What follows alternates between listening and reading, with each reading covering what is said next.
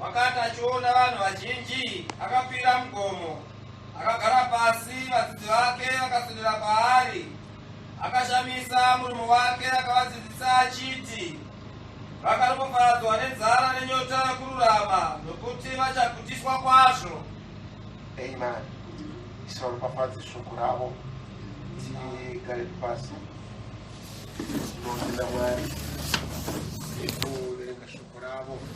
Amen. Tiri mumatunana upenyu hwedu, tiri mumatunana kurarama kwedu. Amen.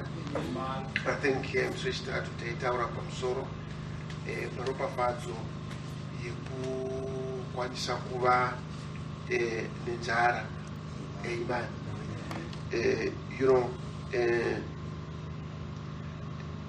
Mwari akatiita nenzira iri very unique, akati nzira yakatsauka yekuti Mwari haana kuda kuti tingova vanhu vanongoraramira zvatinoziva, asi kuti Mwari wakatipa chinodarika kungoziva.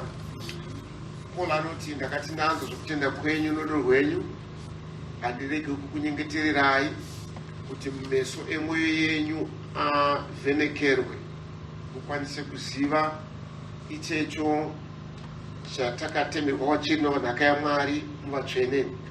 Saka tingava nokuziva, asi hatirarambe nekuziva ikoko, tinoraramiswa nesimba romweya waMwari wokuziva. Ndochikonzero chejesu akagara navadzidzi vake. There was no doubt mavari kuti Jesu waiva Ishe.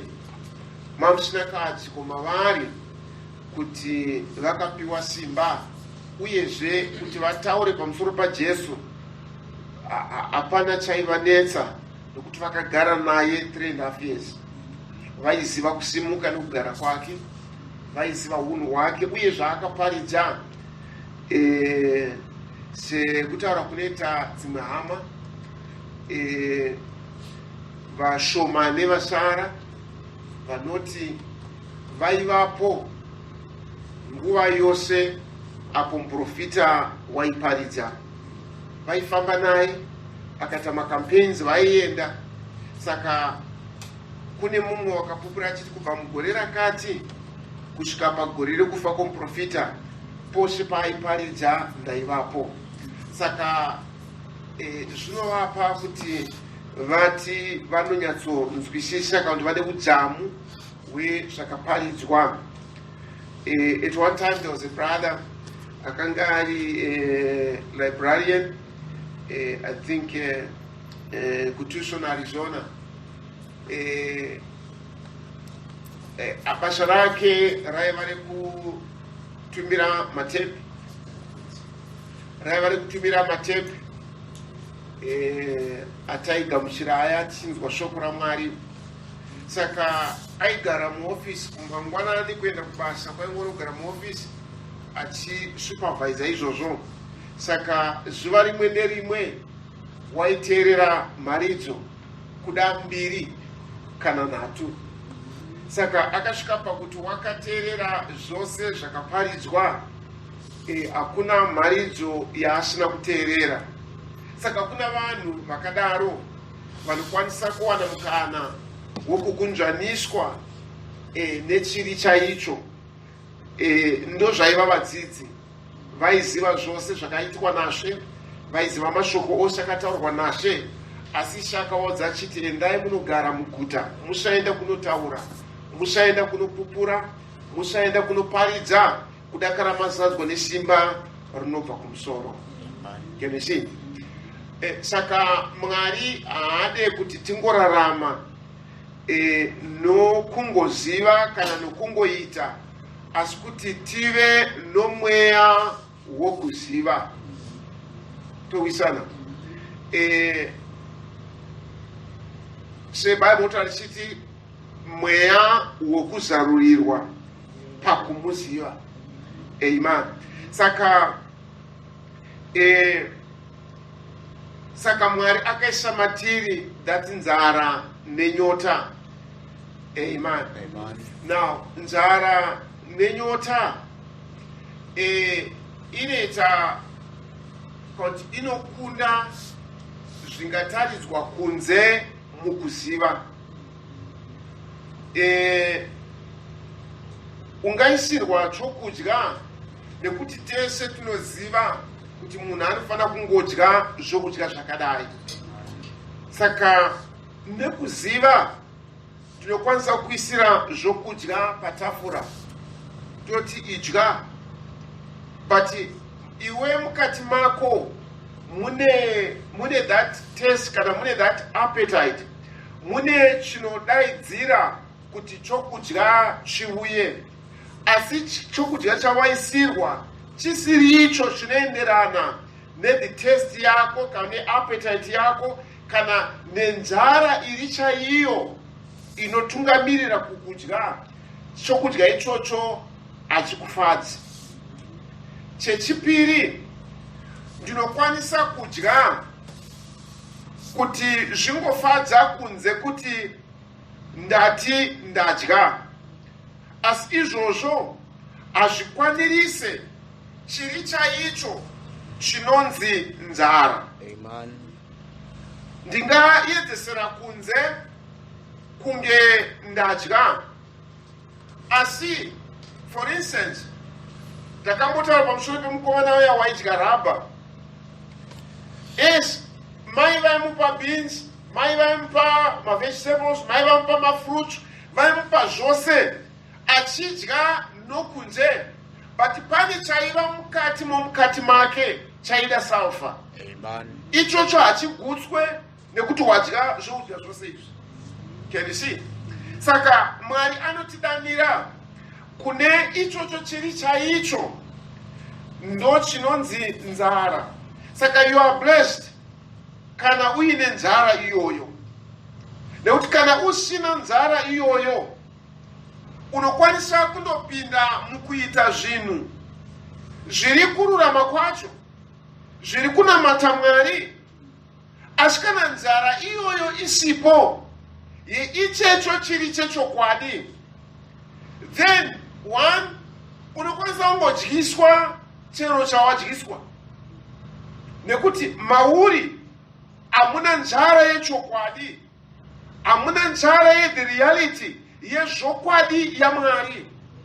Saka chero chauya unongochidya nokuda kwokuti mukati mako hamusikwanisa kuregister chinokwanisa kugamuchirika chiri chechokwadi. Saka Ishe vanoti vakaropafadzwa vane nzara nenyota yekururama. Amen. Now, maybe madikwanano tingotarira pamusoro pe chinonzi chacho kururama. Kwaiva nenzara nenyota yekururama. Imi munozviziva kuti Ishe Jesu Kristu zvinonzi kwatiri ndiye uchenjeri, ndiye kucheniswa, uye ndiye kururama kwaMwari kwatiri. Saka kana ndine nzara nenyota yekururama kupi, chii chandiri kuda? Nekuti mukatarira mubhaibheri pane kururama kwandingati kune maonekere angave matatu. Chokutanga, pane kururama kunopuwa. I think ndepana Genesis is it Genesis 15? Ngata say Genesis 15.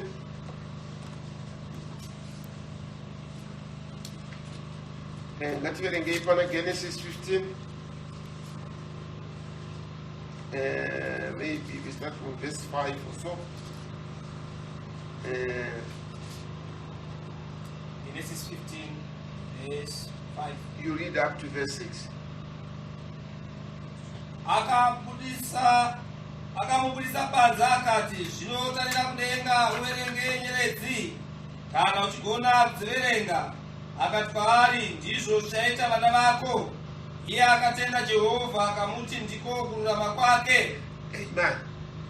Now, pane kururama kuri kutaurwa pano kwai, and he believed the Lord in the Lord, and he counted to him for righteousness.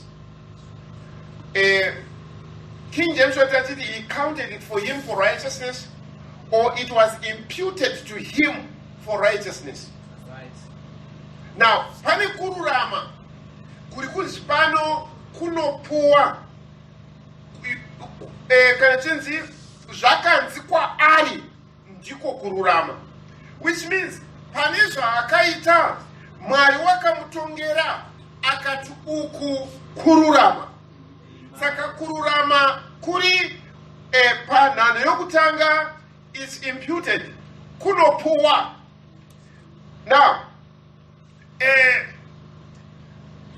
zvova zvekare mashoko ashe kuti akaropafadzwa ane nzara nenyota yekururama nekuti achagutishwa.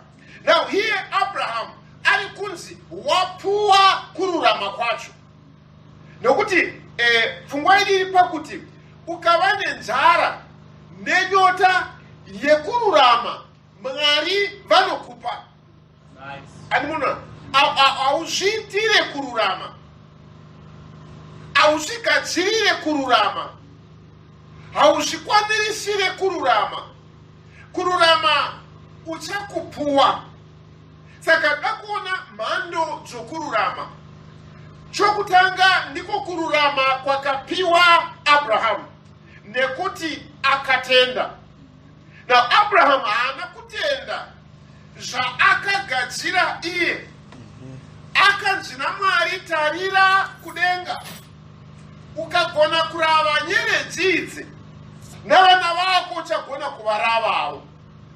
Saka nyeredzi hadzina kuitwa naAbraham kuti dziveko. Mwari ndiye wakaita nyeredzi dzacho. Akati vana vako vachava senyeredzi idzi, kureva kuti ndiMwari wazviita, ndiMwari wazvitaura. Saka Abraham atenda zvakaitwa kare naMwari. Saka ndo panotanga kururama kwedu. Hakubve pane chero chatinoita, kunobva pane chakaitwa naMwari, kunobva pane chakapedzwa kare naMwari.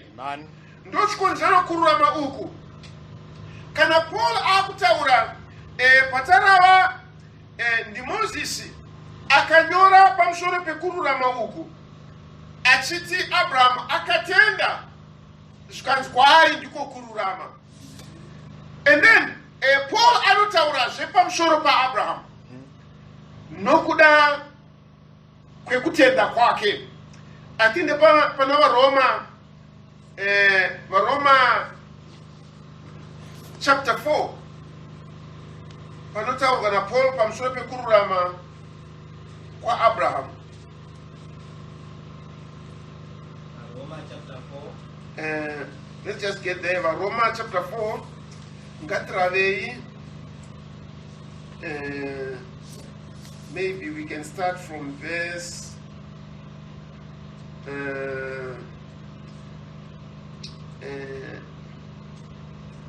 okay. Maybe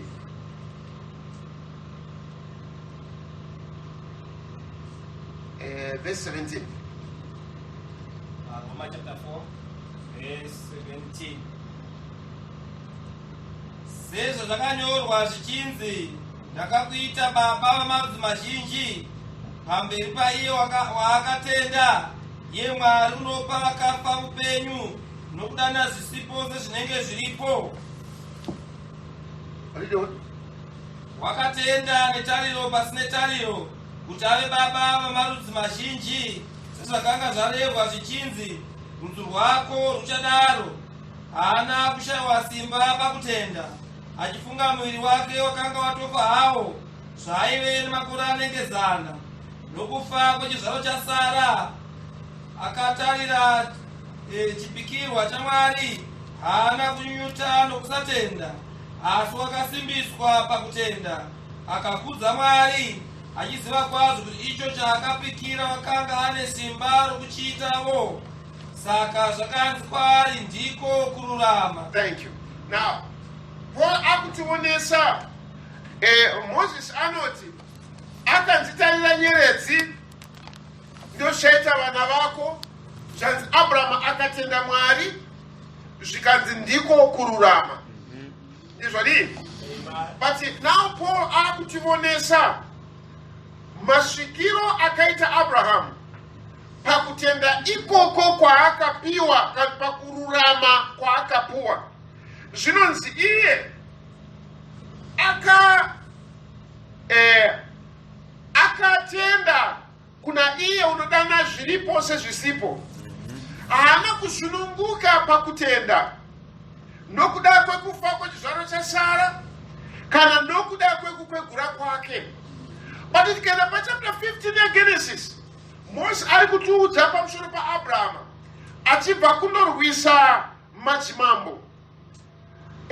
Munoziva kuti pachapter 16 ndo panopindira Hagari. Abraham akava nemwana naHagari. Now, but chapter 15 iri kuti akatenda zvikanzi kwaari ndiko kururama.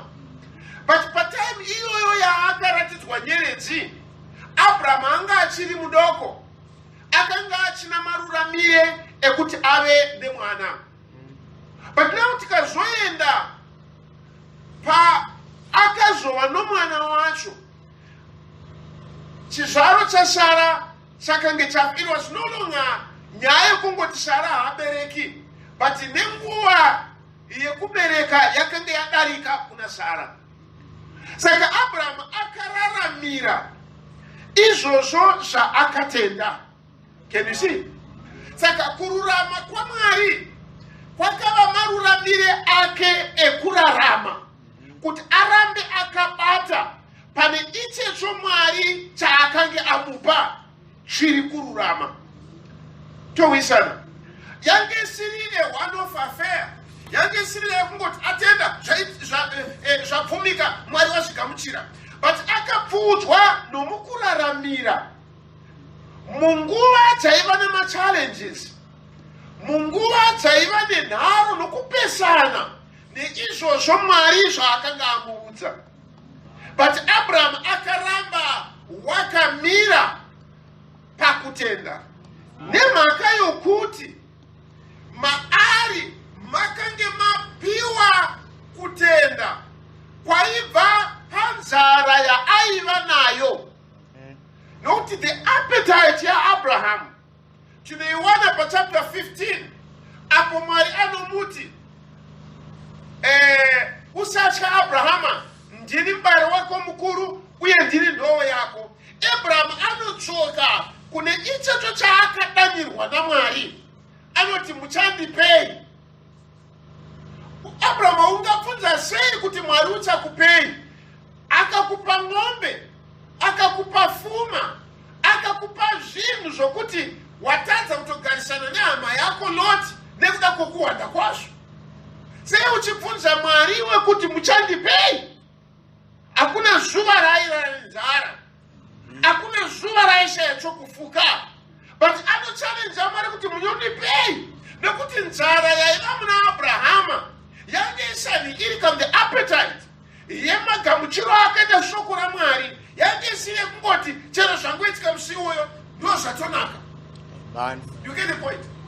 Atiraramiswi isu nezvinhu zvinongomukira mumakumbo. Toda kutsvaka, that's why vanhu vanoitwa deviated, vanopishwa pane chavakadanirwa kukunamatira. Nekuti kana akarwara zvatochinja stand yake pakuti Mwari ndiani. vanouya kuna Mwari vachigamuchira ndagamuchira shoko raMwari, ndakuda kubhabhatidzwa muzita raJesu, ndakuda kunamata Mwari. Then comes a challenge muupenyu. Challenges dzinouya zvichokwadi. Unosvika paunorwara, unosvika paunopererwa, unoshaya mari, unosvika rugare paunoshayika mumba, unoshayika zvinhu pazvinotadza kugadzikana. Asi ndakatimba upon life boundless ocean, where mighty billows roll, I've anchored in Christ. Hatunoona. Saka zvokwadi yechawakatenda sezvikutaurwa pano neBhaibheri aiwanike mukungoti ndauya ndatenda saka ndagamuchira Mwari ndakuda kubhabhatidzwa. Aiwa, tinopinda mugungwa racho. SaAbhurahama akapinda, but Abrahama ane interest yaaiva nayo yekuti ayaigutswa nekuti aane silivheri yakawanda, ayaigutswa nekuti aane ng'ombe dzakawanda. Pane chaaida chiri specific chakananga.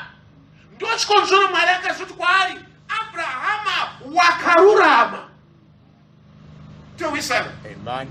Nokuti aungomanyiswi nechero chagouya. You are static. Kune anchor yakabata muna Kristu. Amen.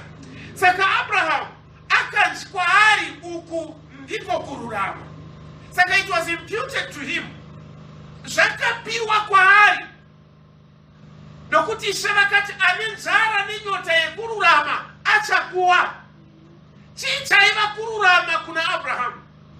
Chii chaitsvakwa nehana yaAbhurahamu?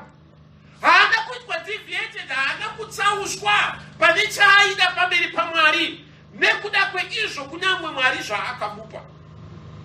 You know, Israel vakabudiswa kuti vaende kunyika yechipikirwa. But Mwari murenje kwai akavazivisa nenzara. Apedza kuvazivisa nenzara akavafidha nemana.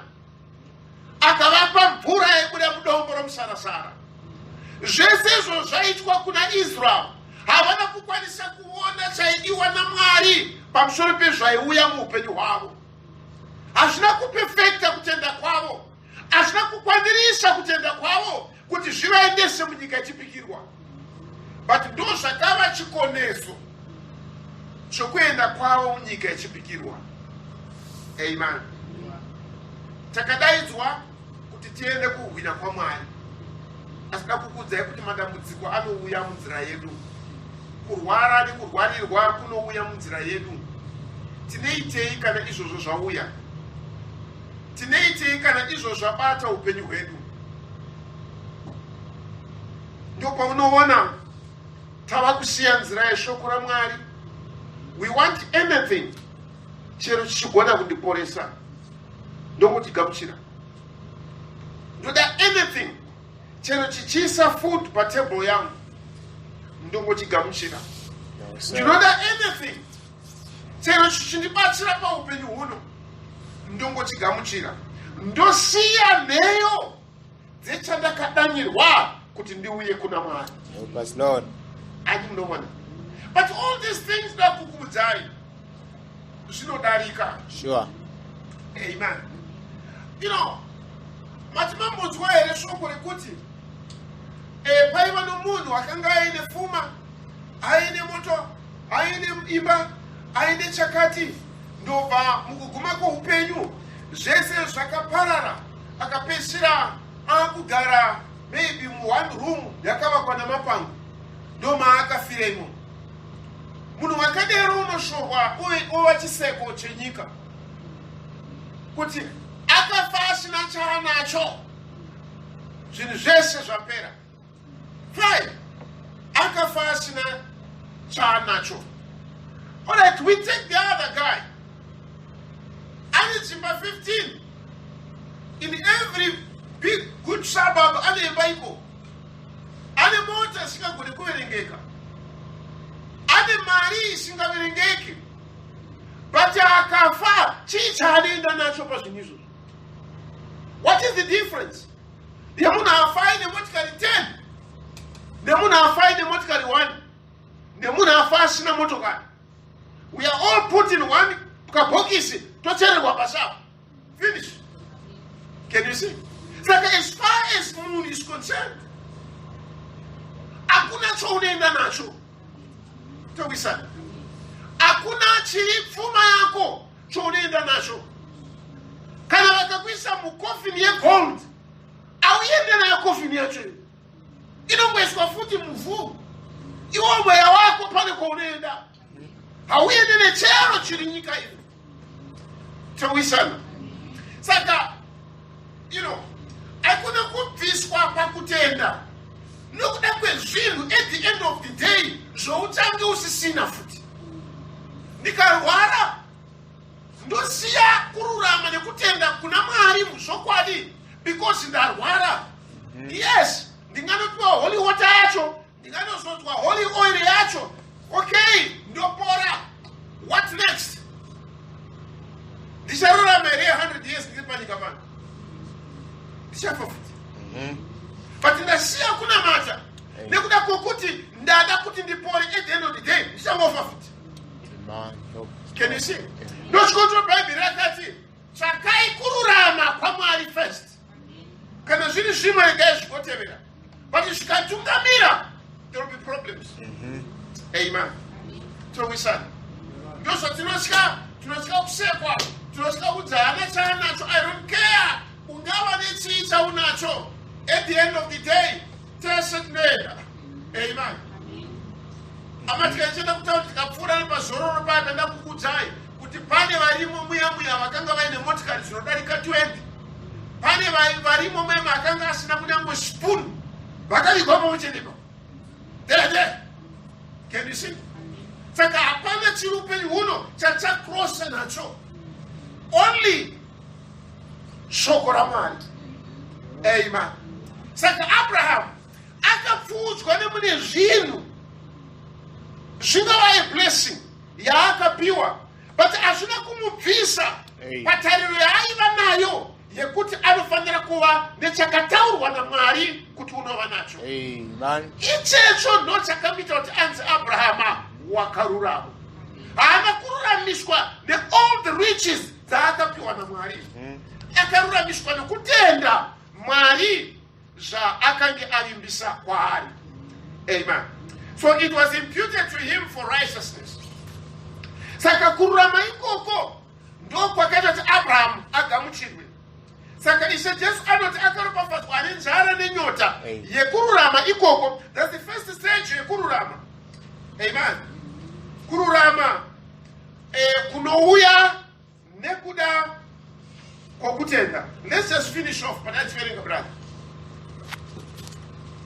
Ngativerenge itapesera pavhesi ya 22. Therefore it was imputed to him for righteousness. Saka zvakanzi kwaari ndiko kururama. Zvino hazvina kunyorwa nokuda kwake bedzi kuti zvakanzwarwo kwaari, asi nokuda kweduwo Jesu tichanzwarwo.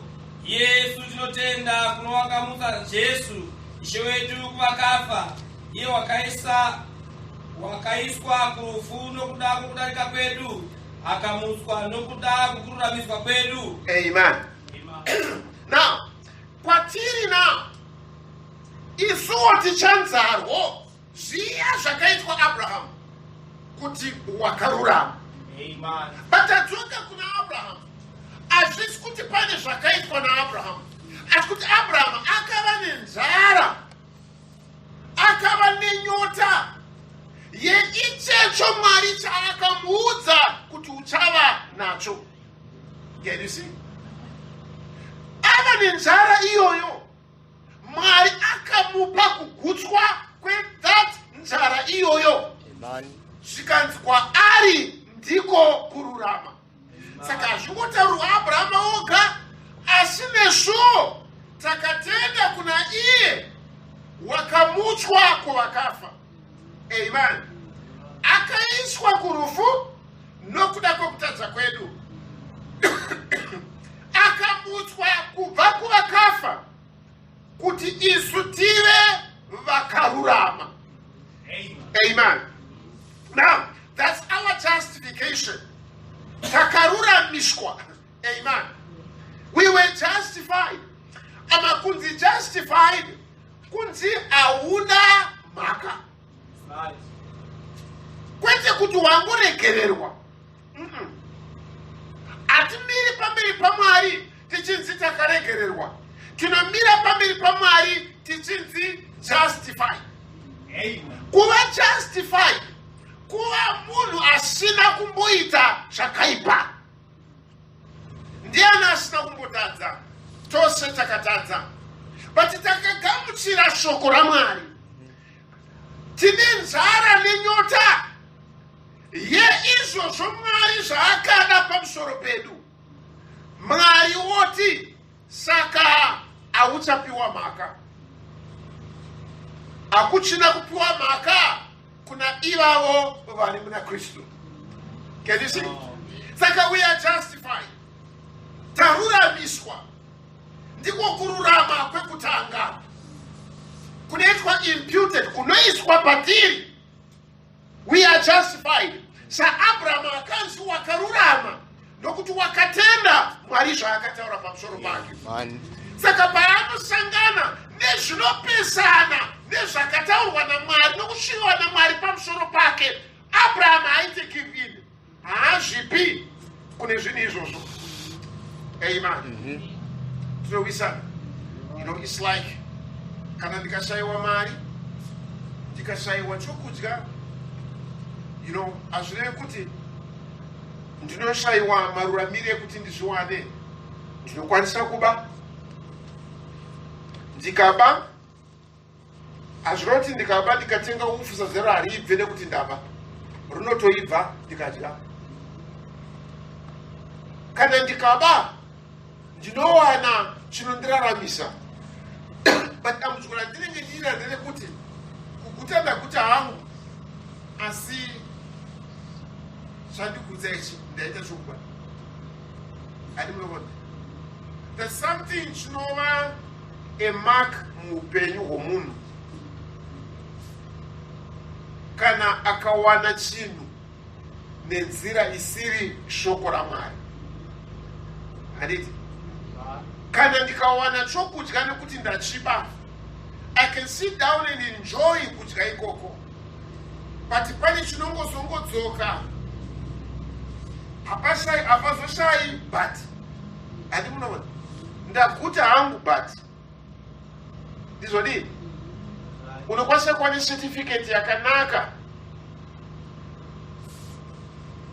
ye-O level, ye-A level, asi kana wakaita zviya zvokuti wakawana question paper ukanyora bvunzo, wakasungirira question paper pachidzva uchikopa maansa, unokwanisa kuti ndabuda nama A10, ndabuda nama A5, asi pfungwa inongodzoka futi but ndakabirira. Manager mukambani hombe, ndiri manager hangu pano but ndakabirira. Ichocho hachikusiyi kusvika musi waunopinda muguva. Can you see? Saka usabviswa pane chawakadanirwa nekuda kwezvinhu zvinopfuura. Towisana. Abraham, Paul aitaura pamusoro pake anoti Abraham, Isaac naJacob vakagara mumatende until vanhu vaishamisika pamusoro pake. You remember paakaenda kunorwira Lot, akaenda nevaranda vake 300. Aiva nevaranda vanodarika 300. Iye achigara mutende. Waiva nemari, waiva neng'ombe, you name it. Hapana changa asina Abraham, but akagara mutende. Ndizodini? Munofunga kuti society yemazuva iwayo yaimuona sei?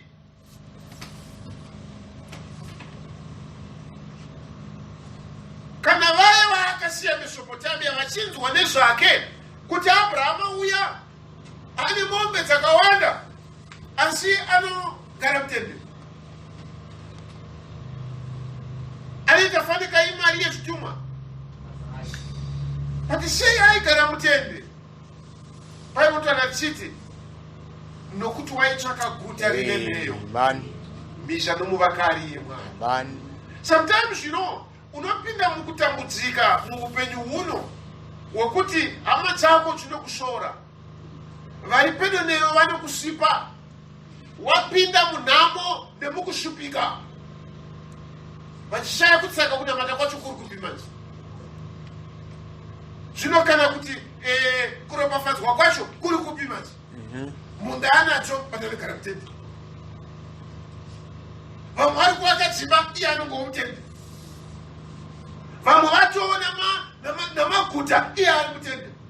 Nesimba raiva naAbraham, he was supposed to build his own city. Ndo zvakaitwa naKeini. Amen. Havana kumbosvika pageneration yechi 5. Let's go muone pana Genesis 5. Genesis chapter 5.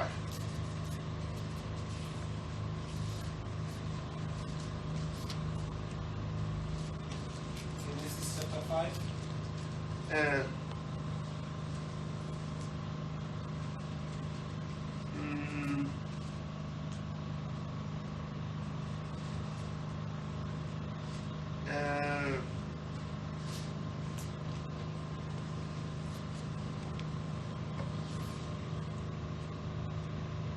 Okay, let's go to chapter 4, maybe. Genesis chapter 4.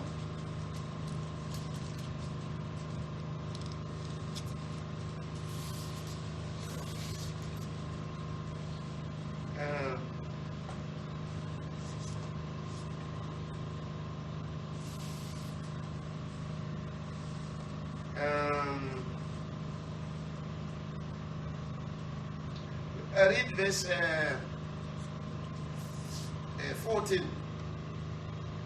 Genesis chapter 4 verse 14. Tarirai, mandidzinga nhasi panyika ino,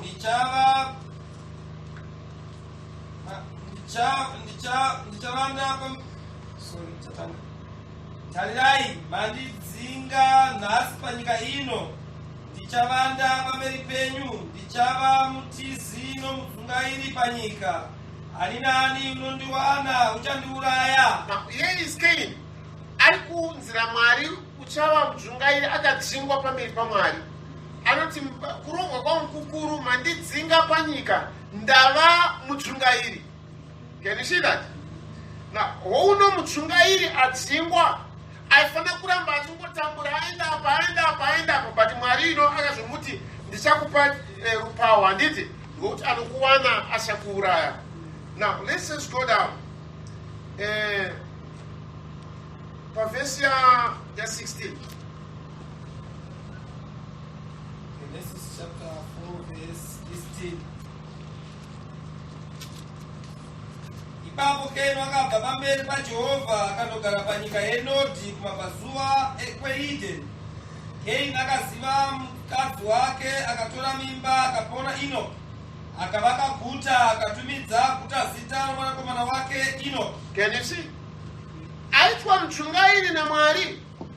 But now anda kurwisa nyaya iyoyo kunzi mudzungairi. Angobereka mwana wokutanga anomuti Enosh. Anovaka guta. Handi munoona. Now Abraham aiva nevaranda 300. Waiva namaruramisiro ekuti atozvivakira guta Abraham. Right. Atova mambo munyika yaakanga anzira Mwari ndakupa. Maruramiriro aiva nawo. Patakanga achingogara mutende, adzura tende apo, aenda naro ari picha, aridzura apa, aenda ari picha. Vaimuona vaiti kudii pamusoro pake. Hama dzake dzaifungei pamusoro pake, kuti munhu uyu mudzungairi uyu. Because unhu hwaKaini pano tinouona adzingwa naMwari, aenda kunyika yeNodhi. Nodhi zvinoreva mudzungairi. Agara ikoko, awana mudzimai wake, mwana wokutanga, abva avaka guta. Can you see? Now, remember, kunyorwa wacho pabhaibheri panoti akaita mwana wake akamuti akabvunza Enoshi akavaka guta. It doesn't mean akavhariwaka musi wakazvarwa Enoshi. But these people vairarama makore ekuti aiona muzukuru wechi5 iye ari mberi. Ati munoona? Now tinoona pamusoro pekufa kwaAbhurahamu. Zvinoita sokunge Abraham akabereka Isaka ndobva afa. Isaka akazobereka Jakobho achibva afa. Jakobho achizobereka mwana wake. Abraham aiva mupenyu, Jakobho pakaberekwa. Can you see it? Now, vairarama nguva yakareba. But Mwari adana Abraham. Abraham haana kuitwa deviated, haana kupishwa pachinangwa chaMwari nekuda kwezvaiuya nomuupenyu hwake. Kana paine munhu aifanira kuti atsvake n'anga, kana paiva nemunhu aifanira kuti atsvake vanouchika ndiAbhurahamu nokuda kwezvaakapfuura nomukati mazvo, but akaramba akatarira kuna Mwari. Amen. Can you see? But we shall get into it. Abraham akadya ari ndiko kururama. Saka isu kana tikava nenzara nenyota yekururama, it means tinotanga pakatangira Abraham apa paakatenda zvikanzi kwaari ndiko kururama. Isu tinova nenzarawo, tinova nehanawo nechimiro chedu. Ko ini upenyu hwangu hwakamira sei pamberi paMwari? Ndotenda kuna Mwari. Remember kuti ndiruramiswe. Johani akaudza vanhu akati kana matendeuka berekai zvibereko zvekutendeuka. Kureva kuti kutendeuka inhau inofamba kwenguva. Kudakara pava nezvibereko mukati meupenyu hwedu zvokutendeuka. Mwari otipa kururama. Toruramishwa nekutenda. That's the first stage. Akaropafadzwa ane nzara iyoyo yekuti ave nekururama kunobva kuna Mwari. Mwari amene achiti kwaari wakarurama. You are justified. Amen. Auchapiwa mhaka. Now can you see kuti zvadarika nyaya dzedu isu dzatinofanana pachezvedu. Andi munomona? Tinosarudzana pachezvedu. Ndiani angaita mudhikoni? Ndiani angaita mutrustee? Tomuvheta isu nemaonero edu, tomuti uyu wakakodzera. Ndiani angaita pastor? Tomuvheta isu, toti uyu wakakodzera. Kunyange zvakaine icho nechicho asi anenge ari better. Can you see? Tamuisa panzvimbo iyoyo, tofamba makore namakore tichirarama takadaro. Asi pano pari kudiwa kururama kunobva kuna Mwari. Towisana. Now, mukomana uya wakudya rabha uya vadiscover kuti anoda sulfate mumwiri wake. Vakachigadzira nyaya inoita kuti sulfa iyoyo ive munyama yake. Payakangova munyama yake mukwanditi inodiwa nomuviri zvekudya rabha akabva arega. Zvoreva kuti wakwanirisirwa nzara yaaiva nayo mukati make. Kana nzara yekururama yakwaniriswa muupenyu hwako, newewo unozvinzwa zviya zvandaisifarira handichazvidi. Amen. Asi nyaya kumhanyiswa nomuparidzi kuti uite zvinonzi nomuparidzi ndokururama. That's not it. Asi nyaya kupfeka marokwe marefu ndokuti muparidzi ataura zvemarokwe marefu. Asi nyaya kurega kuruka bvudzi nokuti muparidzi ataura nyaya kuruka bvudzi. That's not it. Zviri kure. Can you see? But inyaya yekuti mukati mako nzara iyoyo yekururama kwaMwari yakwaniriswa. Amen. Zvakanzi kwaari ndiko kururama. I don't care kuti vanhu vaimuti Abraham airombe. I don't care kuti Abraham vaimuti Abraham haana mwana. I don't care kuti Abraham vaiti Abraham haana chaainacho. That has nothing to do nezvakataurwa naMwari pamusoro pake kuti wakarurama. It settles it, ama. Kana Mwari ati wakarurama. Amen. Zvatinotaura nemafungiro edu nemaonero edu nezvatakajaira kuti zvinhu zvinofanira kufamba zvakadai. Towisana. But ama Mwari haasi tijairire. Tijairire chaivapo somurayiro ndezvekuti vana vamuprista vanofanira kuchengetwa nokukudzwa vachidzidziswa tozva vaprista. Johani had every right yekuti aende kuchikoro cheuprista adzidze zveuprista. But pavakamuona akuringaira murenje vakati une mweya yeshina. Baba vake vava muprista, iye anofanira kuva muprista, but iko zvino tikuzwa kuti ari kugara musango. Wakabatwa nemweya yeshina uya. Ndio zvavaitaura pamusoro paJohani. Yeti Kristu paakauya akati kana paine munhu wakaberekwa nemukadzi hakuna muprofita panyika ino unoenzeswa naJona. Amen. Amen. Pama Mwari unoti kudii pamusoro pako. Nonyaya inokosha. Kunoti vanhu vanoti kudii pamusoro pako. Now, trouble yedu ndeyekuti as much as zvakanaka kuti tive vanoonekera kune nyika, but hazvisi zvinotaurwa navanhu pamusoro pedu zvinofanira kutipa musimboti wokurarama kwedu. Asi kuti Mwari vanoti kudii. Amen. Saka Abraham akanzi wakarurama. Amen. Now, ndo stage yedu yekutanga pakuuya kuna Mwari. Is that right? It's justification by faith. Tinoruramishwa nekutenda. Touya kuna Mwari, Mwari woti hauna mhaka. Sezvakaita kuna Abraham achiti wakarurama. Kana wakarurama, the Bible says akaropafadzwa iye asingaverengerwi kudarika naJehovha. Then you are blessed. Amen. Then kana tabva pakururama kuri imputed, tinoenda pakururama kuri imparted. Amen. Kunoiswa zvino pauri. Wanzi wakarurama, but panofanira kuva the impact, panofanira kuva nesimba, panofanira kuva neupenyu hwekururama ikoko. Amen. Ngationei pana Roma chapter 5. Roma chapter 5.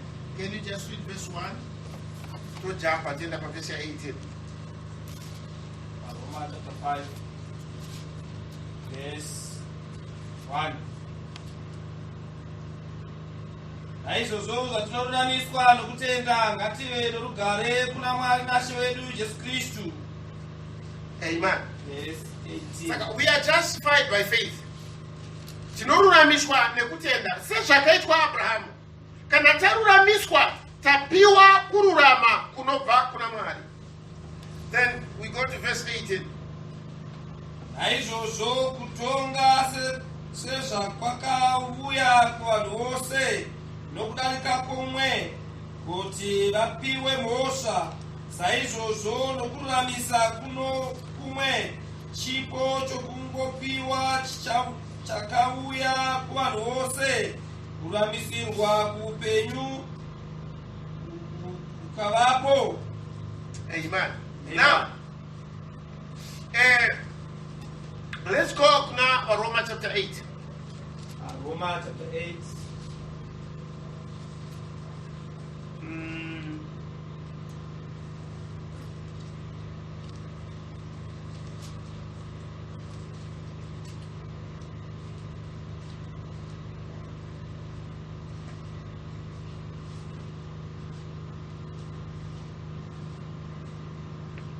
Verse 28, I think.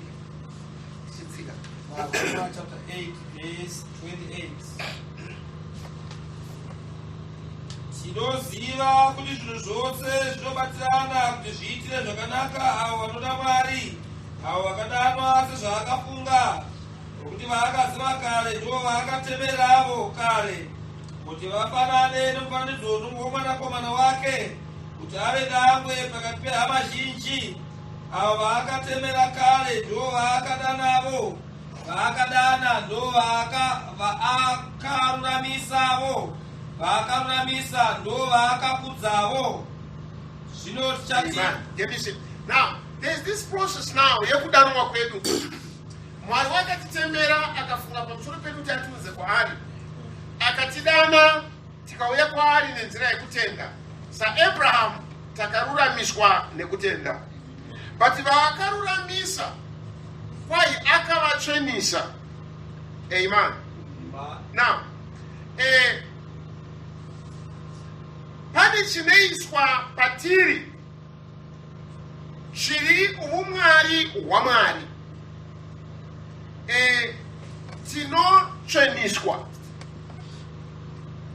Yes, tanzisisu hamuna mhaka achaverengerwa kudarika kwedu. Towisana. Now, kana ndiro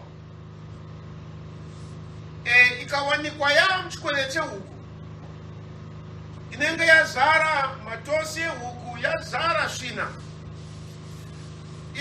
ikanungwa kubva mumba yehuku imomo, ndokururamishwa.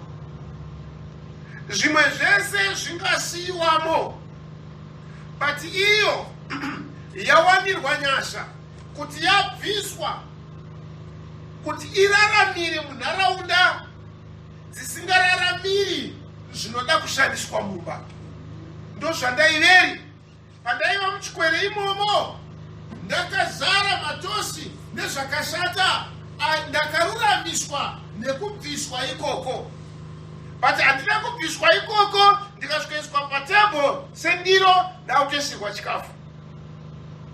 But pane chinoenda mberi ndechekuti ndiro iyoyo inoiswa musingi, yovhurirwa mvura, yoisirwamo sipo, yoisirwamo chiscrubbing cloth, yokweshwa, yobviswa masvina ose, yova yakachena, yopukutwa, yoiswa patafura. Amen. Amen. Haichisiri muchimiro change iri muchikwere. Haichisiri muchimiro change iri musinki muya. Yanatswa. Amen. Yapiwa zvino simba mairi rekupupura nekuparidza nyaya yokuchena. Can you see? Aichaverengerwa. Yes. Yakabatwa muruoko ichibviswa muchikwere. Vanhu vangaitarira vakashamisika kuti ko chiko chirumboitika kuti munhu akatakura ndiro yakazara matosi kuda sachena naye mumba. Yes, ndozvo zvaiveri pana ndiri mukutadza kwangu. Pandakauya ndochikonzero zvifeve navateresi pavaiuya kuna Jesu, waipiwa mhosva yekuti iwewe kana uri muprofita ungagara seiko navateresi avo, ungadya seiko navatadzi avo. Yes, vanga vari vatadzi pamaonekeri, but kana vauya kuna iye unoruramisa, vanhu vari kuona havo pikicha yekuipa kuya, but pane pfungwa yaMwari iri kudiwa pamusoro pevakatadza ava kuti varuramiswe pamberi paMwari. Amen. Vakaropafadzwa vane nzara yemhando iyoyo yekucheneswa. Amen. Mauri mune nzara. Yes, ndakauya kuchechi, that's fine. But pane upenyu, pane mweya, pane simba rinobata mandiri risiri kururama kwaMwari. Ndinonamatira kuti Mwari ndinatsei. Amen. Mwari ndishambidzei. Amen. Amen. Ndava kuva nekururama kunoitwa imparted pandiri. Amen. Kunoratidzwa nekugezwa kwangu zvakaipa zvangu, nekugezwa kwangu zvakarurama zvangu. It's a blessing kuva nenzara iyoyo. Amen. Pane upenyu hunofara kupfuurira mberi pasina kururama kwaMwari mukati mavo. Amen. Pasina kushambidzwa kunondibvisa pamasvina ekusarama kwenyika ino. Ndichingoti chero ndaenda kuchechi, chero ndangonamatavo. It's a blessing hama kuva nehanya nestate yemweya wako, kuva nehanya nechimiro chemoyo wako. Amen. Kuva nehanya nesimba rinobata rokunatsa kwoupenyu ndo chinano chechipiri chekururama. Vakaropafadzwa vane nzara yekururama ikoko. Vakadaro vanochema nekudana kuna Mwari. Vakadaro vanotsvaka tsitsi dzaMwari. Vanotsvaka nhano yepiri yeupenyu kuti varuramisirwe, kuti vave chibatiso muruoko rwaMwari. Amen. And then tobuya kukururama nhano yechitatu.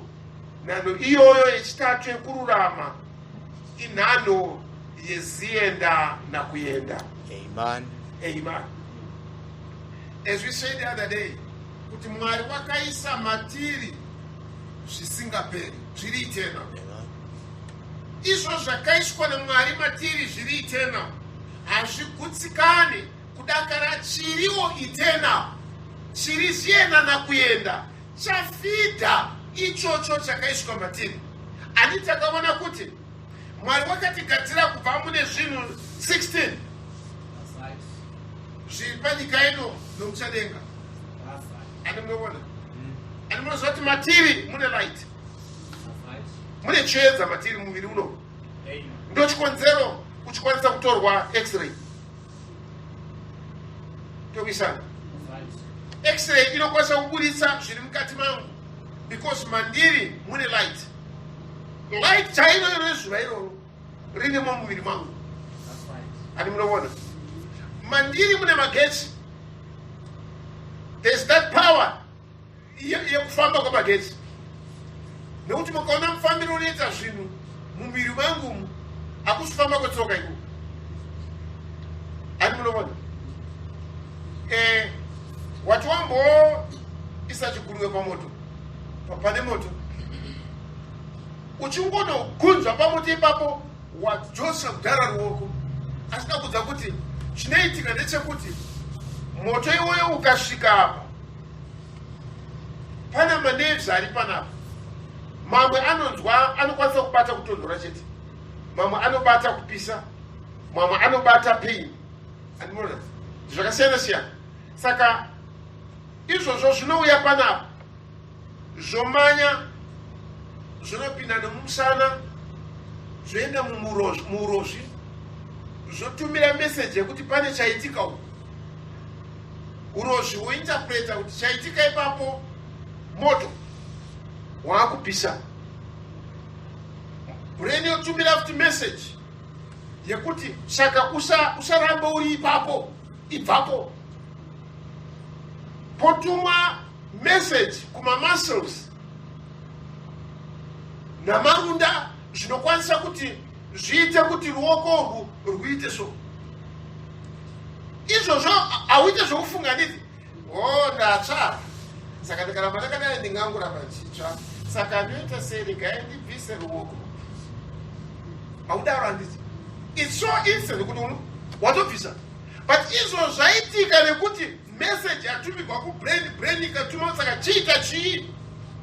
Wabvisa pamoto yokudza kuti hapasati panaka isa mukanwa. Ona wapora manje. Zvese zvaitika munguva diki diki isikagoni kutsanangurika. Saka mune simba ramagetsi matiri. Kereshi. Now takagadzirwa nezvose izvozvo, potashi wati zvese zviri matiri, nemvura futi zvirimo matiri zvese izvozvo. Saka kuti izvozvo zvimenteneke zvinodawo zuva. Andi munoziva kuti kugara muzuva kunobatsira kurarama kwedu. Andi mwana akazvarwa munombodzimisei pazuva angaite yero. Saka zuva rine charinonofidha mukati medu, mvura ine chainonofidha chirimo nechekare mukati medu.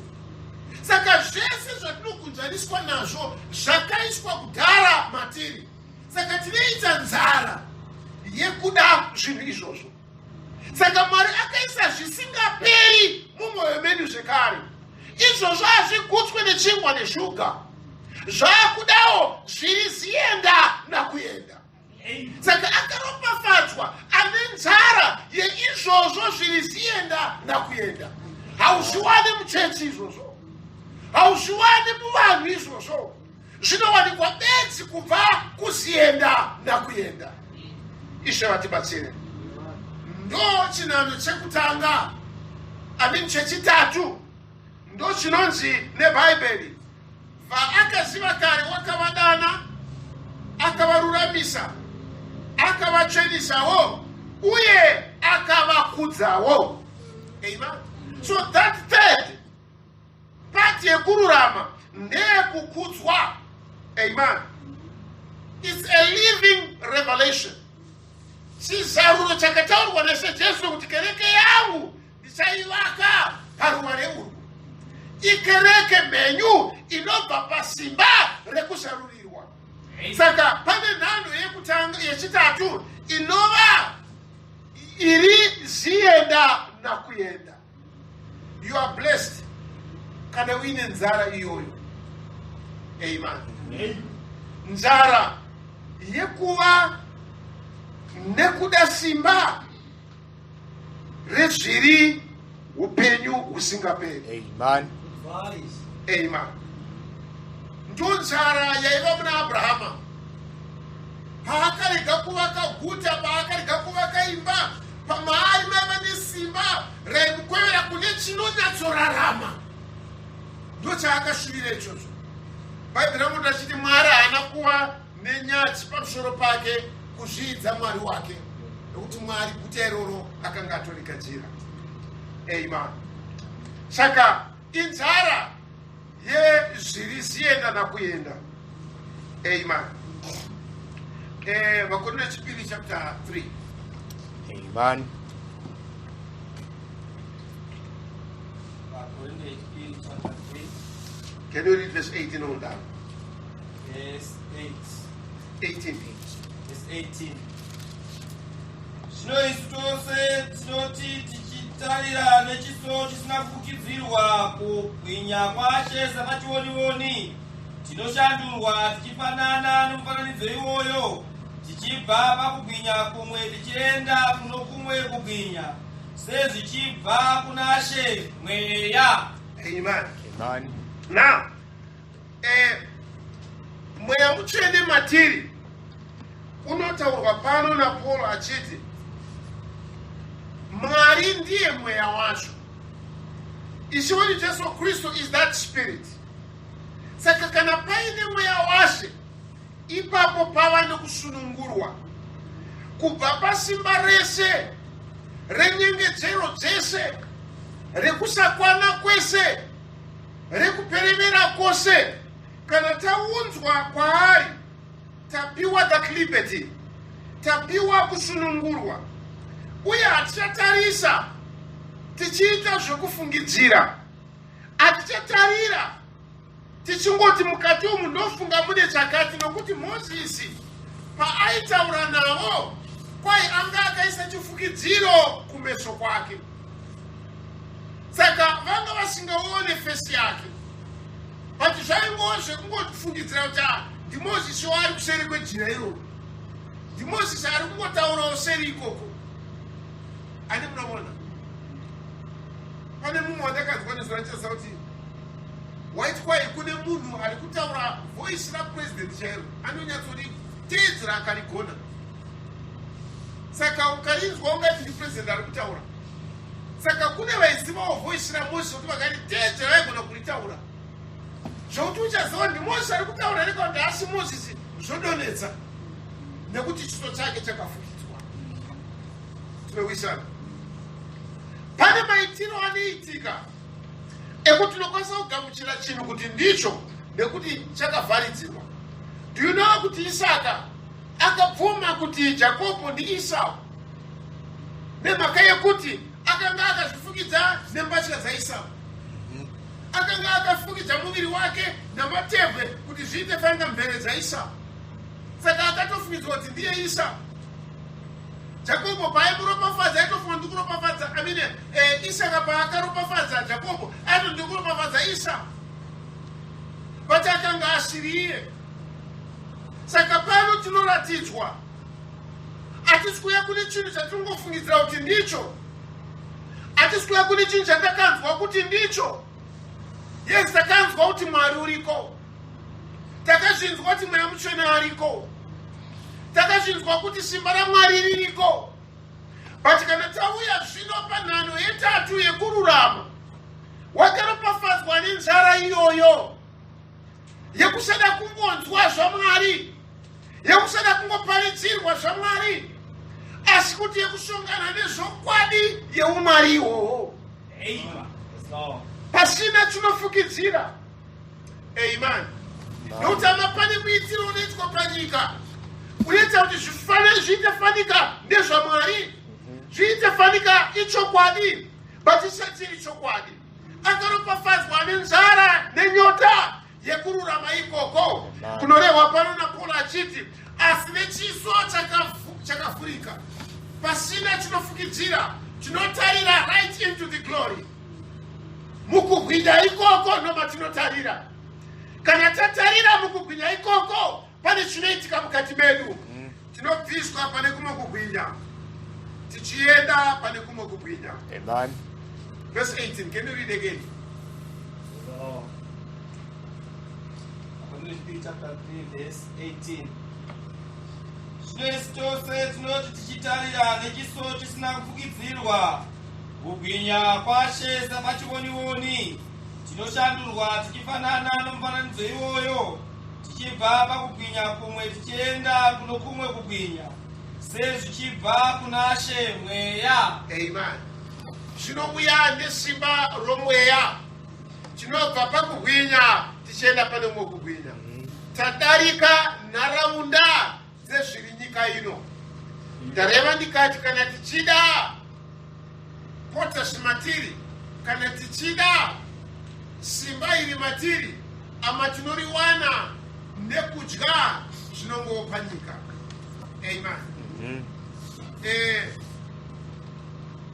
Vanoti kana ukawandarira zuva, kwai pane vitamini inowanikwa mukuwandarira zuva. Ndizvo dini hai? Vitamini chizi wakomana kuenda chikoro. Vanone kutaura wakomana kuenda. Vitamin D. Ndezve ma olive oil.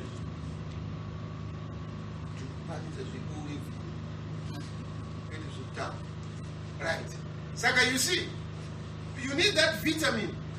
Inowanika muzuva. Nekuti wewe mauri mune chiedza already. Can you see? Mune that element iri zuva. Saka, mauri mune element, mune simba rekuti Mwari vaakasiva kare ndo vaakatembera. Saka kutembera kwaMwari kwakasika hunhu mauri. Mune zenga raMwari, mune DNA youmwari mauri. Iyoyo haizadzikiswi. Sezvakaita dhiri kuti ugona kukomana uchinonoka muzuva, ukanonwa mvura hauiwane dhiyo. Ukanodya chibage chakagochwa hauiwane dhiyo, nokuti haimo. Saka pane zvisimo mukuita kwavanhu, pane zvisimo mukungova vanhu panyika. Zvinowanikwa bedzi kana tatarira muchionioni. Amen. Takushandurwa tichifananidzwa neizvozvo. Amen. Can you see that? Saka ndo zvinonzi naShe vakaropafadzwa vane nzara nenyota yekururama. Tidzoke kuna Matthew chapter 20, kumharidzo yaJesu.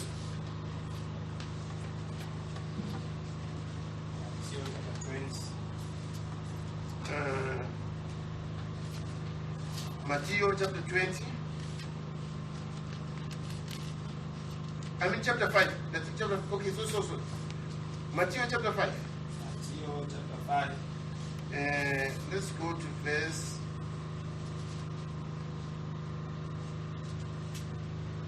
20. Matthew chapter 5, verse 20. Nokuti ndinoti kwamuri, kana kururama kwenyu kusingapfuuri kwavanyori nokwavaFarisi, hamungatongopindi muushe hwokudenga. Okay, and kuna Matthew 22. Matthew chapter 22. Yes. Yes. Can you go to verse 15? Matthew chapter 22, verse 15. Zvino vaFarisi vakaenda kundorangana kuti vangamubata sei pakutaura kwake. Vakatuma kwaari vadzidzi vavo navaHerodhe vachiti, mudzidzisi, tinoziva kuti ndimi wazvokwadi, munodzidzisa nzira yaMwari nezvokwadi, musingarangariri zvinoonekwa zvomunhu, nokuti hamutariri zviri kunze kwomunhu. Zvino tiudzei, munofungeiko? Munhu unotenderwa kuripira Kesari mutero here kana kwete? Thank you. Now, tabona pa verse 20 ya Matthew. Anoti kana kururama kwenyu kusingadariki kwavanyori navaFarisei, hampindi mushe waMwari. Ama kururama kwavanyori navaFarisei kwaiva kunobva pakudzidza murayiro nekufuka chinhu chinopangidza kunge vanhu vakarurama ivo vasati vakarurama havo. Handiti? Kwaiva kuedzesera. I think ndo chimiro chatikurarama mukati macho muzuva ranhasi. Vanhu vanotaridza zvinhu zvinenge Mwari ipo pasina Mwari. Handi munoona? Kare zvinhu zvisati zvaipa sokuipa kwazvaita nhasi zvakasitikahlamadza nokuda kweupenyu hwairaramirwa naivavo vaiti vanotaura zvaMwari. Vanyori navaFarisei vaiita zvinhu nomutoo wokuti vaizviziva kuti havamo munyaya dzoumwari. Saka zvinhu zvavo zvaiva zvokuekita nokuedzesera. Ndochikonzero zvaivanetsa kana vakaona Jesu achirarama nekutaura zviri chokwadi. Saka vaituma vanhu kwavari, kwai vakatuma vaHerodhe. Munozivei kuti dambudziko raiva navaFarisei nderekuti kururama kwavaitaura kwanga kusati kuri kwechokwadi. Saka vakaona kururama kwechokwadi kwaiva munashe, kwaiva dena. Nzira yavaida kuti vaparadze kururama ikoko ndiyo yakaitwa naKaini baba wavo, yekuuraya chiti chechokwadi chacho. VaHerodhe, Jesu paakaberekwa, vachenjeri vakati tanzwa kuti mambo waIsraeri wavaJudha aberekwa, ndo zvakagumbura Herodhe izvo zvakati akatsvaka kumuuraya, nokuti Herodhe anga asiri mambo chaiye chaiye. Aitozviziva kuti haasi weimba yaJudha. Aizviziva kuti akagadzwa ipapo neRoma. Aiziva kuti anga asiri wechokwadi. Saka kana chokwadi chauya, wakaida kuchirwisa. Asi Mwari ngaakudzwe. Tisava nekururama kwechiFarisei, asi kuti tive nenzara nenyota yekururama. Taona kururama kwokururamiswa, kururama kwokutsveniswa, kururama kwokuzadzwa noMweya Mutsvene. Vakaropafadzwa madekwana ano vanozviziva kuti handino Mweya Mutsvene, vane nzara yacho. Kuimba ndinogona hangu kuimba, paridza ndiri kuparidza, kuridza ungati mutumwa ari kuridza kana ndaakuridza, asi chokwadi chiripo ndechekuti handina Mweya Mutsvene. Zvounza nzara mune the perfect musician, zvounza nzara muna iyeyo anobata midimbwa sokunge ikerubhi riri kuridza. Zvounza nzara mune iye anoparidza sokunge denga raburuka, oti nemwoyo wezvokwadi tinodawo Mweya Mutsvene ane nzara yacho yekuda kuva nokuzadzwa noMweya Mutsvene. Zvose ndaita, zvose ndakona. Kururamiswa kwakandipisa chikwere chehuku.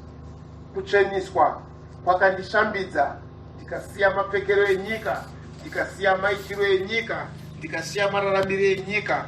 Asi nyaya yechokwadi iripo ndeyekuti mandiri hamuna mweya mutsvene. Saka ndova nenyota. Nyota iyoyo haigutswe nekuti wagadzira bvudzi rako sezvinoreva shoko. Nyota iyoyo haigutswe nekuti wapfeka sezvinotaura Bhaibheri. Nyota iyoyo haigutswe nekuti wauya kuchechi sezvinorehwa neBhaibheri. Inogutswa bedzi kana chiri itena, chiri chiendana kuenda, chauyawo mukati mako. Tene usimudza mavoko uchiti ndinotenda nzara yangu yakwaniriswa. Ishe vatibatsire. Tingasimuka.